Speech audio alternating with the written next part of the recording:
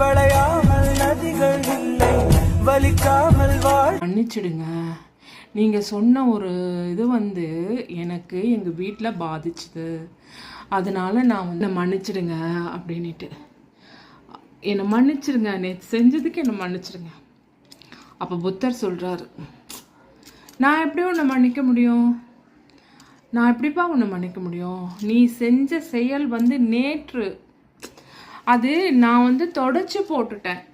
நான் அதை ஏற்றுக்கல, நான் அதை எடுத்துகிட்டு வரல, நான் கடந்து வந்துட்டேன். அதை நீ தான் அதை இன்னும் வச்சிட்ருக்க. நான் அதை கடந்து வந்துட்டேன். ஏன்னா இன்னைக்கு போய் நான் அப்பயே அதை தொடச்சிட்டேன். அதுக்கப்புறம் அது இல்லாமல் இன்னைக்கு போய் நான் கங்கையில் நீராடிட்டேன். சுத்தம் எல்லாம் அந்த கங்கை நீரோட போயிடுச்சு, அது கடந்து போயிடுச்சு. அதை எப்படி நான் மன்னிக்க முடியும்? நீ உணர்ந்து நீ மன்னிப்பு